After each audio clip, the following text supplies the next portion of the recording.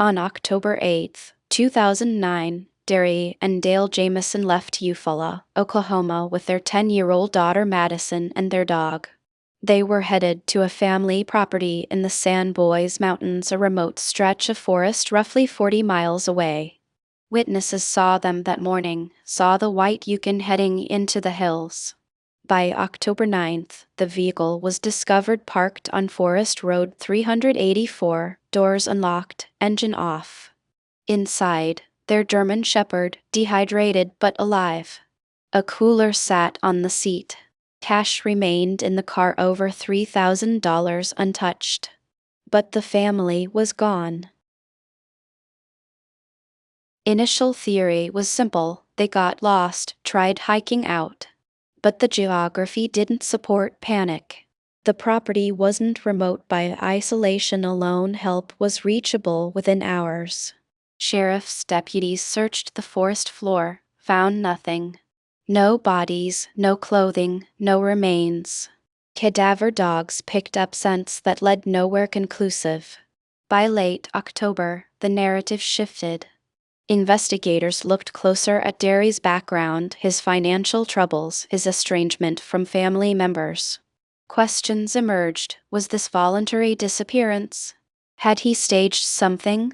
The story the wilderness seemed to tell, accidental loss, started cracking under scrutiny. Then, in September 2013, 4 years later, a shocking discovery.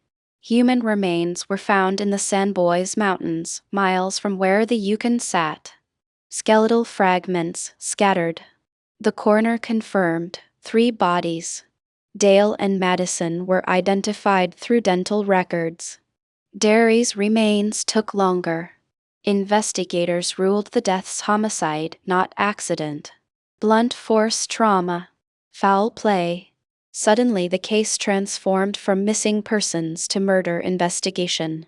But the forest had kept its evidence locked away so long that cause and killer remained elusive. 2 competing narratives persist today. Official theory: Dary killed his family, then took his own life in the wilderness. The evidence is circumstantial: financial stress, family discord, the body's location suggesting deliberate concealment. But the alternative haunts investigators: someone else was involved. A critic photo emerged, an image taken on Dary's camera showing 2 unidentified men near the property days before disappearance.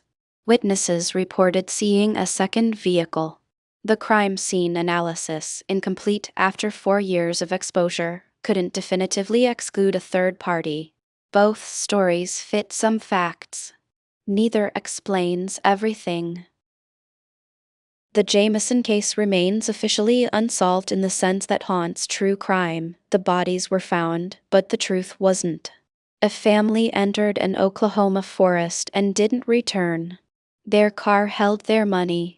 The wilderness held their bodies. And somewhere between those 2 facts lies a question that the record refuses to answer. The dog survived. The family didn't.